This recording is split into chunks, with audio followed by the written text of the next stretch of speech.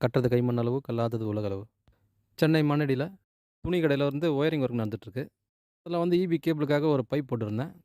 அத பத்திய சின்ன மெசேஜ் ஒண்ணு. என்னன்னு கேட்டீங்கன்னா, அந்த கடையில வந்து ஃப்ரண்ட்ல வந்து பார்க்கிங்கோசம் கொஞ்சம் இடம் விட்டு வச்சிருந்தாங்க. இப்போ வந்து வண்டிக்கு பார்க்கிங் வைக்காம, ஃப்ரண்ட் வரைக்கும் அப்படியே கடைய பெருசு பண்றாங்க. இப்போ வண்டியெல்லாம் ரோட்ல தான் நிக்கணும். அங்க பார்க்கிங் இருந்த இடம் பார்த்தீங்கன்னா, இப்போ இந்த கடையிலேருந்து ஒரு 3 அடி கீழ இருக்கு. அதாவது ரோட்லேருந்து வந்து படி ஏறி மேல வந்தா தான் இந்த கடைக்கு வரணும் அந்த மாரி இருக்கு.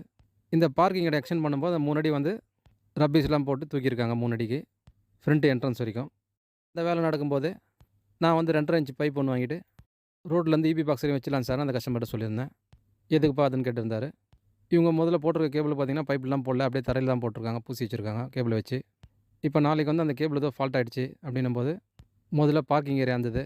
அப்படியே கூட போட்டுருவாங்க உடச்சி லைட்டா. இப்போ அத வந்து கடையாக்கிட்டாங்க. நாளைக்கு எதுனா அந்த கேபிள் ஃபால்ட் ஆனா கூட ரோட் சைட்லேருந்து தரையிலேருந்து கேபிள் தள்ளினா இது உள்ள வந்துரும் அப்படின்ற மாரி அந்த கஸ்டமர் சொல்லியிருந்தேன். கேபிள் தான் நல்லா இருக்கு எதுக்குப்பா அப்படின்னு சொல்லியிருந்தாரு.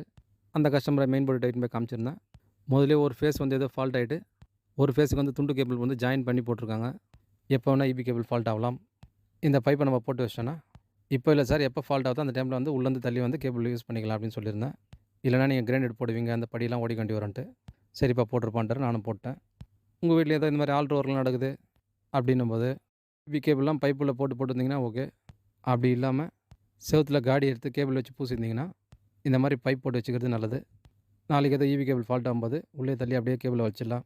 இருந்தாலும் நான் வெறும் பைப் மட்டும் போட்டு வச்சுட்டேன்னா, அந்த ஹோல்ஸ் வழியா எலி வந்து கடை உள்ளலாம் வந்துரும்.